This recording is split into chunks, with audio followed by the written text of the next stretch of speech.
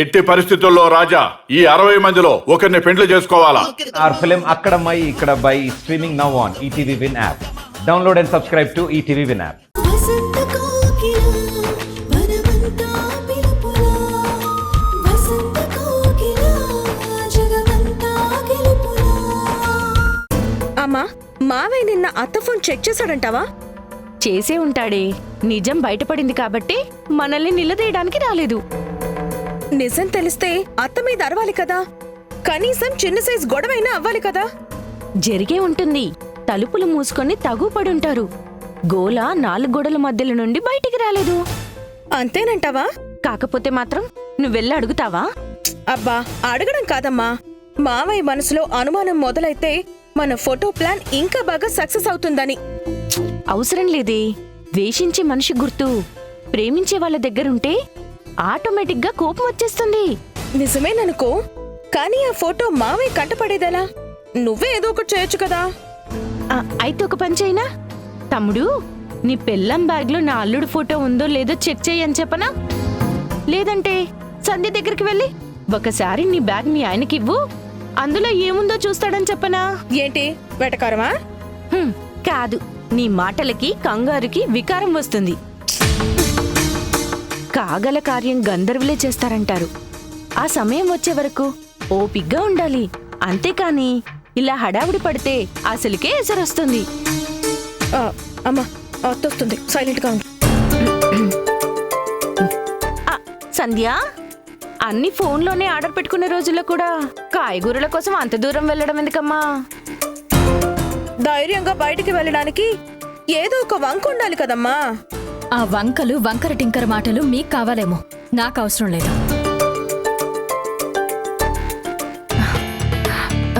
ఏమండి, టిఫిన్ వద్దు, ఆఫీస్లో చేస్తాను. అంతా రెడీగా ఉందండి, 2 నిమిషాలు తిని వెళ్ళొచ్చు కదా.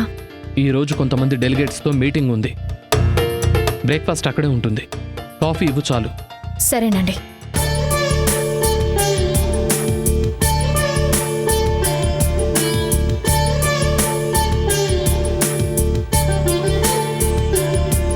అమ్మా వాళ్ళ మాటలు విన్నావా?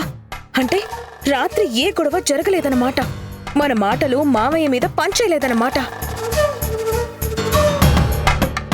ఏమండి, ఈవినింగ్ వచ్చేటప్పుడు నాకు టాబ్లెట్స్ తీసుకుని రండి. ఆకాష్ తీసుకురావడం ఏంటి? నిన్ను ఇంటి దగ్గర దిగబెట్టినప్పుడు సూర్య ఇచ్చినట్టున్నాడు కదా. అందులో ఒక రకం మెడిసిన్ దొరకలేదు, అందుకే అడుగుతున్నాను. ప్రిస్క్రిప్షన్ ఎక్కడుంది? అక్కడే హ్యాండ్ బ్యాగ్లో ఉంటుంది, చూడండి.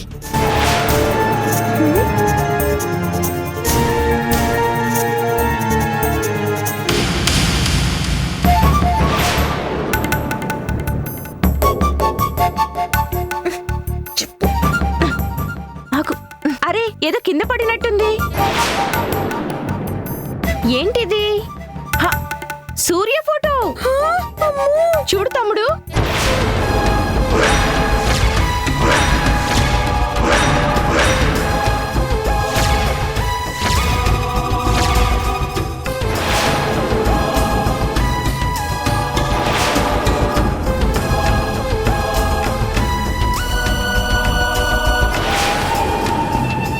ఏంటి, మా ఆయన ఫోటోనా అత్త బ్యాగ్ లో ఎందుకుంది?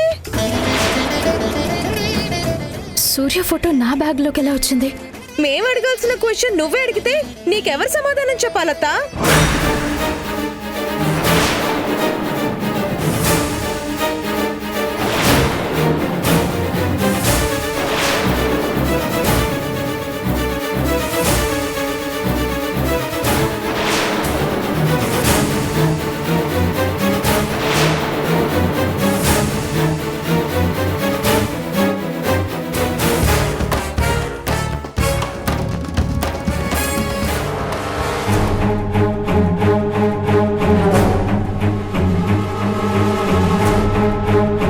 ఈ ఫోటో నా బ్యాగ్లోకి ఎలా వచ్చింది?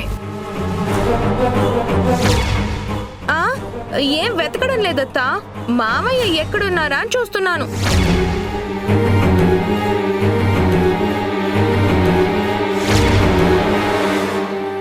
ఏమన్నా ఆగల కార్యం గందరగోళం చేస్తారా? ఇక్కడ గాడిది గుడ్డయింది. ఓపికతో ఉండాలి, ఆశగా ఎదురు చూడాలని పెద్ద కాలజ్ఞానిలా మాట్లాడావు. ఆఖరికి ఏమైంది? మామయ్యతో మీ పని మీరు చూసుకోండి అని చెప్పించుకోవాల్సి వచ్చింది. అదే నాకు కూడా అర్థం కావటం లేదే.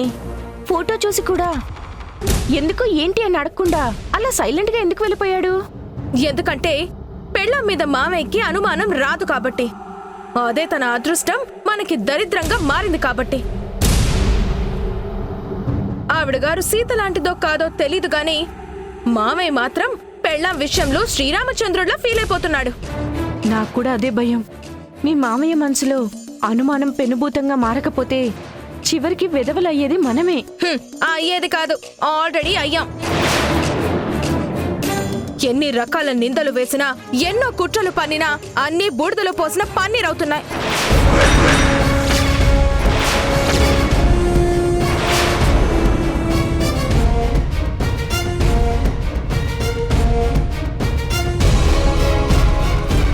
అంటే సూర్య ఫోటో నా బ్యాగ్లో పెట్టింది మీరేనన్నమాట? ఏ ఫోటో? మాకేం తెలీదు. మా ఆయన ఫోటో నా బ్యాగ్ లో పెట్టుకుంటాను గాని నీ బ్యాగ్ లో ఎందుకు పెడతాను? నాకేంటి అవసరం? అవసరం కాదు. నా మీద అనుమానం పెరగడానికి మీరు చేస్తున్న కుట్ర. మీకేం అన్యాయం చేశాను? నన్ను ఎంత కష్టపెడుతున్నా సరే నీ కాపురం బాగుండాలనే కదా కోరుకుంటున్నాను. నువ్వు సూర్య సంతోషంగా ఉండాలనే కదా నా చుట్టూ ఎన్ని సమస్యలు వచ్చినా ఓర్చుకుంటున్నాను.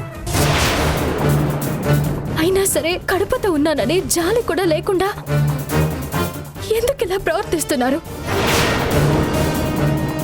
నా మీద నిందలు వేయాలని, బాధ పెట్టాలని ఎందుకు ప్లాన్లు చేస్తున్నారు? ఇదిగో సంధ్య, నువ్విలా ఏడ్చినంత మాత్రాన మేం చెయ్యని పనులు చేశామంటే మేము ఒప్పుకునేదే లేదు. ఒప్పుకోవడం ఏంటి? ఆ ఫోటో మీరే పెట్టారని నాకు ఖచ్చితంగా తెలుసు. కావేరి పని లేకపోయినా నా గదిలోకి రావడం, దొంగల గది మొత్తం నా బ్యాగ్ కోసం వెతకడం నిజం కాదా?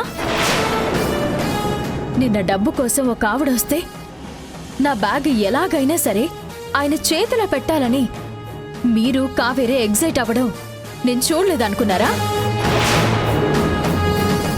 మీరు చేసే కుట్రల వల్ల నేను మాత్రమే కాదు, నా భర్త కూడా బాధపడతారని మీకు తెలీదా?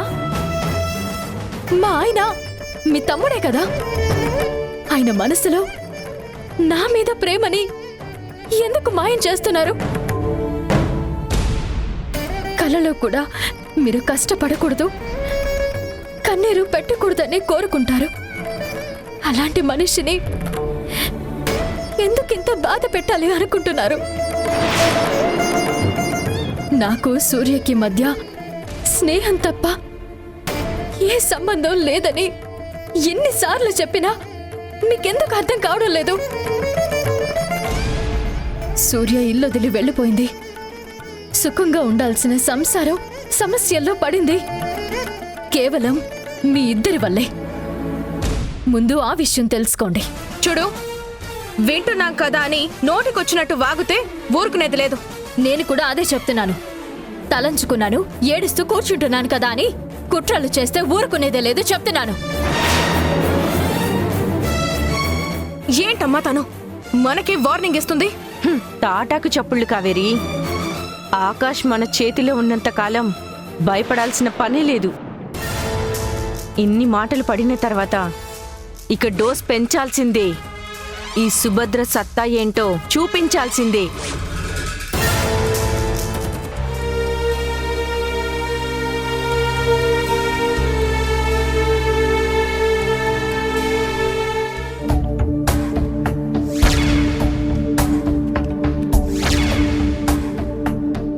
Sir, tea sir. అకౌంటెంట్ శ్రీనివాస్ని ఒకసారి నా రూమ్కి రమ్మని చెప్పు. కొటేషన్స్ అన్ని తప్పుగా కోట్ చేశాడు. శ్రీనివాస్ సార్ ఆఫీస్కి రాలేదు సార్. ఎందుకు? వాళ్ళ ఆవిడ మాజీ లవర్తో కలిసి వెళ్ళిపోయిందండి సార్. వెళ్ళిపోవడం ఏంటి? శ్రీనివాస్ లవ్ చేసి కదా పెళ్లి చేసుకున్నాడు. నిజమే సార్, కానీ శ్రీనివాస్ కన్నా ముందు ఆ అమ్మాయి వేరే అబ్బాయిని లవ్ చేసిందండి సార్. అతనేమో ఇంట్లో ప్రాబ్లం వల్ల ఉద్యోగం కోసం అమెరికా వెళ్ళిపోయాడంట. అప్పుడే అమ్మాయికి శ్రీనివాస్ పరిచయం అవటం, పెళ్లి చేసుకోవటం అంతా టకటక జరిపోయిందంట సార్. అమెరికా వెళ్ళిన వాళ్ళు ఎవరు ఈ మధ్యనే ఇండియాకి వచ్చాడంట సార్. ఈ అమ్మాయితో మాట్లాడటం స్టార్ట్ చేసి మాయదేశ్ తీసుకెళ్ళాడంట. పాపం శ్రీనివాస్ చాలా బాధపడుతున్నాడు సార్.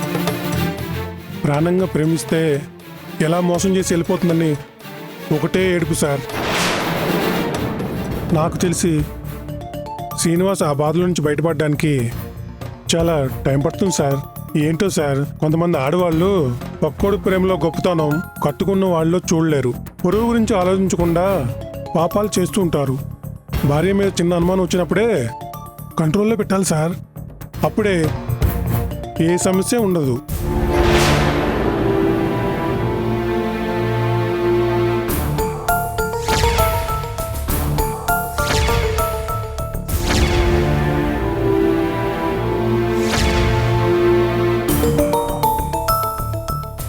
ఈరోజు ఎలా ఉన్నాడు మన పెద్ద బాస్?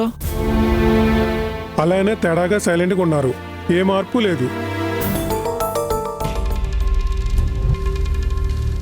ఆకాష్ మీద కోపం, వీళ్ళ మధ్య దూరం మొదలైంది కాబట్టి అగ్నిలో ఆజ్యం పోయడానికి ఇదే కరెక్ట్ టైం. Sir, yes. మీ ఫైలు. ఏంటా ఫైలు? కొత్త ప్రాజెక్ట్ కోసం ల్యాండ్ రిలేటెడ్ ఫైల్ సార్. మనం ఆల్రెడీ ఒక ల్యాండ్ చూసాం కదా, అక్కడి నుంచి ఏమన్నా కాల్ వచ్చిందా? ఇంకా రాలేదు, కానీ ఒక ముఖ్యమైన ఇన్ఫర్మేషన్ తెలిసింది సార్. ఏంటది? మీరు తీసుకోవాలనుకున్న ల్యాండ్ని సూర్య గారు దక్కించుకోవాలని చూస్తున్నారు సార్. మనకిస్తానన్న రేట్ కన్నా తక్కువకు అడిగితే ఓనర్ కూడా ఒప్పుకున్నాడంట సార్. మన కంపెనీ ఆల్రెడీ ఇన్వాల్వ్ అయిందని తెలిసి అంతా ఓకే అనుకున్న టైంలో వద్దనుకొని వెళ్ళిపోయాడంట సార్. మన కంపెనీతో పోటీ పడడానికి ఇష్టపడుతున్నాడు, కానీ మీ ఇన్వాల్వ్మెంట్ని భరించలేకపోతున్నాడు సార్. ఇప్పుడు మీరు ఆ ల్యాండ్ని తీసుకుంటే మార్కెట్లో అందరూ సూర్య తన ఫ్రెండ్ కోసం దయతలిచి వదిలేస్తే ఆకాష్ టేకప్ చేశాడన్న టాక్ వస్తుంది. అది మన కంపెనీ పేరుకి, పరువుకి చాలా నష్టం సార్. మీ మధ్య ఫ్రెండ్షిప్ ఎలా స్టార్ట్ అయిందో తెలియదు, కానీ ఒక సెక్యూరిటీ గార్డుని బిజినెస్ పార్ట్నర్గా చేర్చుకోవడం అంటే చాలా గొప్ప విషయం సార్. కానీ మీరు ఇంత చేసినా విశ్వాసం, స్వామి భక్తి లేకపోతే ఏకే మేకవుతుంది సార్. దారి చూపించిన వాడికే వెన్నుపోటు పడుతుంది. Shut up! వింటున్నాను కదా అని నోటికొచ్చినట్టు బాగకు. ఎవరు ఎలాంటి వాళ్ళో, ఎవరిని ఎలా హ్యాండిల్ చేయాలో నాకు బాగా తెలుసు. ఇంకొకసారి సూర్య గురించి నా దగ్గర మాట్లాడొద్దు. Out! Get out! Sorry sir. Friend మీద కోపమున్నా బయటపడలేక నా మీద సీరియస్ అవుతున్నాడు. ఈ కోపమే నా పెట్టుబడి.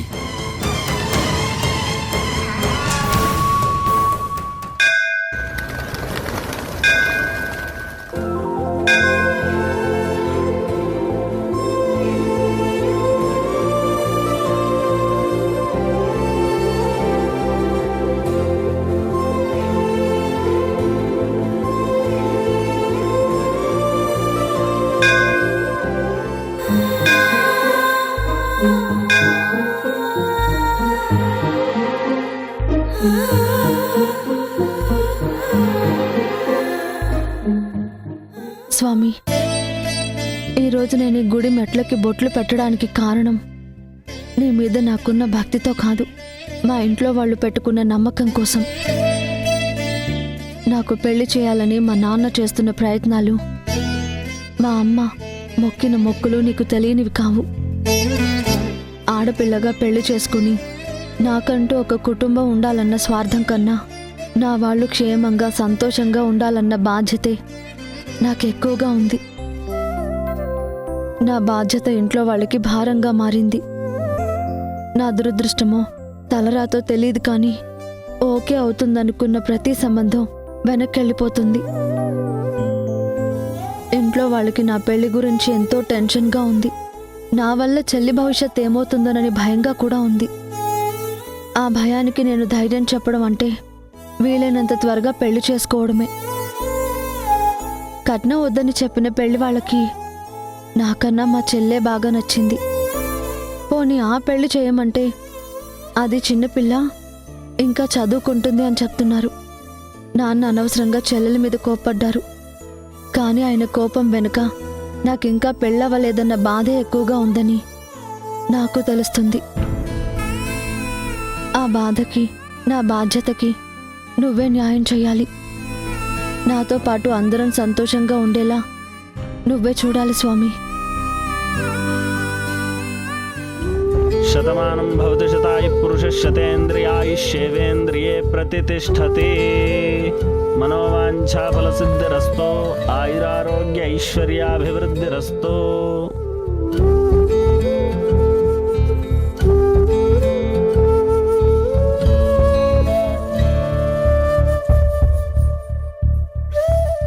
బాగున్నావమ్మా? మీ నాన్నగారితో మేము మాట్లాడిన విషయం చెప్పారమ్మా? చెప్పారు. మరి మాకు సమాధానం ఇవ్వలేదేంటమ్మా? ఎలా ఇస్తారండి? మా ఇంటికి వచ్చి నన్ను చూసుకుని అంతా ఓకే అని చెప్పి వెళ్లారు. మా నాన్నతో సహా ఇంట్లో అందరూ ముహూర్తం పెట్టడానికి పిలిచారేమో అనుకుంటే మీరేమో పెళ్లి కూతుర్నే మార్చేశారు. మీ నిర్ణయం వల్ల మేమెంత బాధపడ్డామో మాకే తెలుసు. అయినా మీ మనసులో ఇలాంటి దురుద్దేశం ఉందని అప్పుడే చెప్పుంటే సరిపోయేది కదా. నిజమేనమ్మా, తప్పు మాదే. మరీ ముఖ్యంగా మా అబ్బాయిది. చిన్నప్పటి నుండి వాడు అంతేనమ్మా. ఏదైనా నచ్చితే వాడు వెంటనే చెప్పడు. చాలాసేపు ఆలోచించాక ఆ తర్వాత తన నిర్ణయం చెబుతాడు. నిజం చెప్పాలంటే నాకు మా ఆవిడికి నువ్వు చాలా బాగా నచ్చావు. మీ కుటుంబం పద్ధతులు కూడా మా ఇంటికి సరిగ్గా సరిపోతాయని మాకు అభిప్రాయం కుదిరిందమ్మా. ఇంటికొచ్చిన తర్వాత ఎప్పుడైతే మా వాడు నిన్ను కాకుండా మీ చెల్లిని పెళ్లి చేసుకుంటానని చెప్పాడో అప్పుడే మాకు కూడా షాక్ కొట్టినట్టు అయిందమ్మా. నేను వాళ్ళమ్మ ఎన్ని రకాలుగా నచ్చజెప్పడానికి చూసినా వాడు దీపను మాత్రమే పెళ్లి చేసుకుంటానని పట్టుబడుతున్నాడు. ఇలా మాట మారిస్తే మన పరువు మర్యాదలు పోతాయన్నా కూడా వాడు వినడం లేదమ్మా. మీకు చెప్పడం చేత కాకపోతే నేనే వెళ్ళి మాట్లాడతానంటున్నాడు. పెద్దరికంగా డీల్ చేయాల్సిన వ్యవహారం వాడు మాట్లాడితే ఎలా ఉంటుందో ఏమవుతుందో అన్న భయంతో మేమే మీ నాన్నను పిలిచి విషయం చెప్పామమ్మా. ఈ మాటలన్నీ నాకెందుకు చెప్తున్నారు? నీకు కాక ఇంకెవరికి చెప్పాలమ్మా? మీ నాన్నగారితో ఆల్రెడీ మాట్లాడాం. ఆయన మౌనంగా వెళ్ళిపోయారు. ఇన్ని రోజులైనా ఏం సమాధానం చెప్పకపోయేసరికి ఏమైందో తెలియదు. ఫోన్ చేస్తుంటే మీ నాన్నగారు లిఫ్ట్ చేయడం లేదు. పెళ్లిళ్ళ బ్రోకర్కి ఫోన్ చేస్తున్నాం, అక్కడ అదే పరిస్థితి. ఒక పక్క మావాడేమో పెళ్ళంటూ చేసుకుంటే దీపనే చేసుకుంటాను, ఆమె మాట తీరు నవ్వు అన్నీ నాకు బాగా నచ్చాయి అంటున్నాడు. మాకేం చెయ్యాలో తెలియక ఆ దేవుణ్ణే దారి చూపించమని మొక్కుకోవడానికి వచ్చాం. నువ్వు మాకు దేవతలా కనిపించావు. అందుకే మీ నాన్నగారితో కూడా మాట్లాడని ఎన్నో విషయాలు నీకు చెప్తున్నానమ్మా. అర్థమైందండి. కానీ ఈ పెళ్లి విషయంలో మా నాన్నది ఆఖరి నిర్ణయం. మీ నాన్నగారికి మీరంతా ఎంత గౌరవిస్తారో తెలుసమ్మా. కానీ ఈ పెళ్లి విషయంలో నువ్వు ఒక మాట సాయం చేస్తే ఆ మేలు ఎప్పటికీ మర్చిపోలేమమ్మా. మాకు సొంత ఇల్లుందమ్మా. మా అబ్బాయికి మంచి ఉద్యోగం కూడా ఉంది. ఏ లోటు లేకుండా చూసుకునేంత సంపాదన ఉంది. ఒక్కగానొక్క కొడుకు. చిన్నప్పటి నుంచి వాడు కోరిందల్లా ఇవ్వడమే మాకు తెలుసు. మా అబ్బాయి అని కాదు కానీ ప్రకాష్ చాలా మంచివాడమ్మా. చిన్నప్పటి నుండి కష్టాల్లో ఉన్న వాళ్ళకి సాయం చేయడం, నలుగురితో మంచితనంతో మెలగడం వాడి లక్షణాలమ్మా. టీ కాఫీలు తాగడం తప్ప ఏ చెడు అలవాట్లు లేవు. కట్నం ఒక్క రూపాయి కూడా తీసుకోకుండా పెళ్లి చేసుకోవాలనేది మా వాడి అభిప్రాయం అమ్మా. చాలా మంది కోట్లు కట్నం ఇస్తానన్నా ఆ అమ్మాయిని కూడా చూడకుండా వద్దని చెప్పేశాడు. అలాంటి వాడికి మీ చెల్లి చాలా నచ్చింది. అందుకే మగ పెళ్లి వాళ్ళమై ఉండి కూడా మేమింతగా మాట్లాడుతున్నాం. మీ చెల్లి మా ఇంటికొస్తే కన్న కూతురులా చూసుకుంటాం. ఏ పని చెప్పకుండా యువరాణిలా కూర్చోబెట్టి పోషిస్తాం. చదువుకుంటానంటే చదివిస్తామమ్మా. ఆ తర్వాత ఉద్యోగం చేసే ఆసక్తి ఉంటే దానికి కూడా మేము ఒప్పుకుంటాం. ఇవి కూడా మా మాటలు కాదమ్మా, మా ప్రకాష్ చెప్పిన మాటలు. వాడు మాతో పంచుకున్న అభిప్రాయాలు, నిర్ణయాలే నేను నీకు చెప్తున్నాను. ఎన్నిసార్లు ఫోన్ చేసినా లిఫ్ట్ చేయని మీ నాన్నగారితో మేమేం చెప్పినా ఆయన ఎలా రియాక్ట్ అవుతారో మేము ఊహించగలం. అందుకే నీతో ఇదంతా చెప్తున్నాం. ఈ పెళ్లి వల్ల మా అబ్బాయి కోరుకున్న అమ్మాయి భారీగా దక్కడమే కాదు, మీ చెల్లికి కూడా మంచి జీవితం, భవిష్యత్తు అన్నీ దొరుకుతాయమ్మా. కట్నం ఇచ్చేంత స్తోమత లేని మీ నాన్నగారికి మాకన్నా మంచి సంబంధం దొరుకుతుందని నేను అనుకోవడం లేదమ్మా. ఇదేదో మిమ్మల్ని కించపరచాలనో తక్కువ చేయాలనో కాదమ్మా. రెండు కుటుంబాల మంచి గురించి ఆలోచించే ఒక శ్రేయోభిలాషిగా మాట్లాడుతున్నానమ్మా. ఆ దేవుడి దయవల్ల నువ్విక్కడ కనిపించావనుకుంటున్నాం. ఆ దేవుడి సాక్షిగా మంచో చెడో మా మనసులోని మాటలన్నీ నీకు చెప్పాం. మీ నాన్నను ఒప్పించాలన్నా, మీ చెల్లి జీవితం చక్కబెట్టాలన్నా అంతా నీ చేతుల్లోనే ఉంది. చదువుకున్న దానివి, మీ నాన్న తర్వాత ఇంటి పెద్దవి, బాధ్యతలు తెలిసిన దానివి. అన్నీ ఆలోచించి సరైన నిర్ణయం తీసుకుంటావని నాకు నమ్మకం ఉందమ్మా. అవకాశం లేక నిన్ను కోడలుగా చేసుకోలేకపోతున్నాం. మాకు నువ్వు చాలా బాగా నచ్చావమ్మా. మా చుట్టాల్లో నీకు తగ్గ సంబంధం ఎవరైనా ఉంటే ఖచ్చితంగా నీ పెళ్లి జరిపిస్తాం. అలాగైనా నీ రుణం తీర్చుకుంటాం. మీ కుటుంబం నుండి శుభవార్త వింటామన్న ఆశతో వెళ్తున్నాం. వెళ్ళొస్తామమ్మా.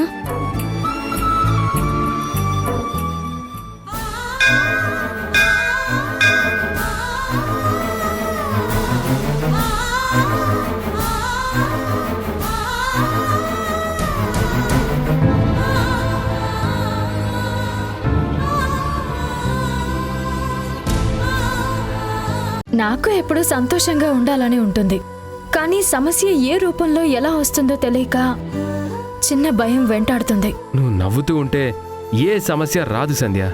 ఒకవేళ వచ్చినా తురున పారిపోతుందే తప్ప ఆగి నిన్ను పలకరించదు.